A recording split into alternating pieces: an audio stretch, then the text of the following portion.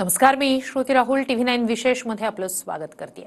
शिवसेनेचं operation tiger पुण्यातही राबवलं जात असल्याचं दिसतंय। काँग्रेसचे माजी आमदार रवींद्र धंगेकर शिवसेनेच्या वाटेवर असल्याच्या चर्चा सुरू आहेत। त्यांचं व्हॉट्सअॅप स्टेटस आणि कार्यकर्त्यांसोबत संवाद साधणार असल्याचं वक्तव्य यामुळे धंगेकर काँग्रेसला रामराम ठोकणार असं बोललं जातंय। पाहूया विशेष रिपोर्ट। पण जाताना काही लपून जाणार नाही किंवा येताना लपून येणार नाही। कसब्याचा भाजपचा गड हिसकावत काँग्रेसमधून आमदार बनलेले रवींद्र धंगेकर आता शिवसेनेच्या वाटेवर असल्याच्या चर्चा जोरात सुरू झाल्या। एकनाथ शिंदे आणि उदय सामंतांसोबतची धंगेकरांची भेट, धंगेकरांचं व्हॉट्सअप स्टेटस आणि आता त्यांचं हे वक्तव्य यामुळे धंगेकर मोठा निर्णय घेण्याच्या तयारीत असल्याचं बोललं जातं। 2 दिवसात आपण कार्यकर्त्यांशी बोलणार असल्याचं धंगेकरांनी सांगितलंय। काँग्रेस पक्षामध्ये काम केले, काँग्रेस पक्ष प्रचंड चांगला आहे आणि काँग्रेसचा मतदार आहे। आता शेवटी राजकारणात 19-20 होतं, त्याला काय नाईलाज आहे, पण कार्यकर्त्यांशी बोलतो आणि सगळ्यांशी बोलतो। जाताना काय असं एकतर माझ्या डोक्यात अजून काय नाहीये, पण जाताना काही लपून जाणार नाही किंवा येताना लपून येणार नाही। शेवटी आता मला सगळ्यांशी बोलावं लागेल आणि त्यांच्याशी मी माझं मत त्यांना मी पहिलं सांगितलं की आपण कुठं नको जायला, आपण इथं। धंगेकरांच्या या नाराजीचं कारण ठरली आहे पुण्यातील काँग्रेसची नवी टीम। काँग्रेस प्रदेशाध्यक्ष बदलल्यानंतर पुणे शहर काँग्रेसमध्येही बदल करण्यात आले। पुण्यातील 7 विधानसभा मतदारसंघाच्या निरीक्षकांची नेमणूक झाली, त्यामध्ये रवींद्र धंगेकरांना स्थान देण्यात आलं नाही। मुक्ता टिळक यांच्या निधनानंतर झालेल्या पोटनिवडणुकीत धंगेकरांनी विजय मिळवला।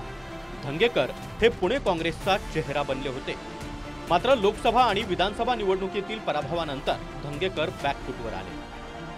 त्यातच धंगेकरांनी एकनाथ शिंदे आणि उदय सामंतांची घेतलेली भेट आणि भगव्या गमजासह ठेवलेलं स्टेटस यामुळे धंगेकर काँग्रेसला रामराम ठोकणार असा दावा केला जातोय।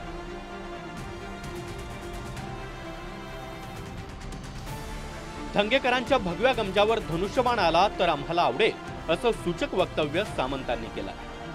तर धंगेकरांना राजकीय दृष्ट्या जिवंत राहायचं असेल तर त्यांचा निर्णय असल्याचं ठाकरे गटाच्या सुषमा अंधारे म्हणाल्या। रवींद्र धंगेकरांनी काल काहीतरी भगवा मफलर आणि भगवी टोपी घालून स्टेटस ठेवला असं मी बघितलं। त्याच्यावर मी असं सांगितलंय कालच की त्याच्यावर जर धनुष्यबाण आलं तर आम्हाला आवडेल आणि मी कालच त्यांना निमंत्रण दिलंय की त्यांच्यासारख्या सर्वसामान्य एका कार्यकर्त्याला जर ताकदीनं काम करायचं असेल, सामाजिक क्षेत्रामध्ये काम करायचं असेल तर एकनाथ शिंदे साहेबांशिवाय पर्याय नाही, असं काल मी त्यांना निमंत्रण दिलेलं आहे। आता आपल्यालाही त्या मेळ्यातच जावं लागेल। पॉलिटिकल सर्व्हाइव्ह होणं एक फार महत्वाचं असतं।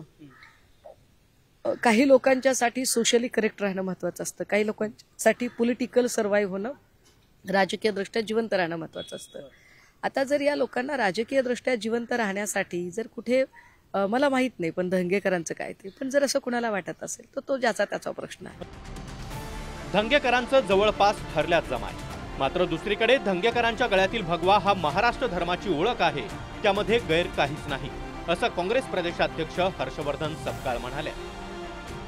रवींद्र धंगेकर जी काँग्रेसचे नेते आहेत, मागच्या काळात लगातार 3 निवडणुका ते लढले आहेत आणि या पक्षांतराच्या संदर्भात, त्यांच्या चर्चेसंदर्भात त्यांनी सांगितलं की मी व्यक्तिगत कामानिमित्त शिंदेंना भेटायला गेलो होतो।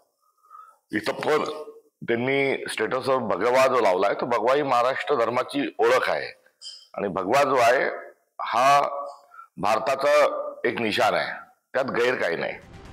शिवसेना, मनसे आणि काँग्रेस असा राजकीय प्रवास केलेले धंगेकर पुन्हा धनुष्यबाण हाती घेणार हे निश्चित मानलं जात आहे। तसं वातावरणही तयार केलं जात आहे। आता फक्त कार्यकर्त्यांशी बोलण्याचा सोपस्कार ते पूर्ण करतील इतकंच।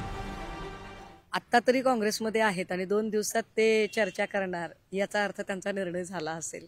कारण जेव्हा जेव्हा ही नेते मंडळी म्हणतात ना कार्यकर्त्यांशी चर्चा करेन, तेव्हा तेव्हा कार्यकर्त्यांना ते फक्त सांगायला उरलेलं असतं असं मला वाटतंय। कारण कार्यकर्त्यांचा विचार कोण करतोय हो इथे? कार्यकर्ते बिचारे सतरंजा उचलण्यामध्ये व्यस्त। नेते कधी पॅचअप करतात, कधी ब्रेकअप करतात, कधी भांडतात, कधी एकत्र बसतात, कळतो कुणाला? अजिंक्य धायगुडे, TV9 मराठी, पुणे।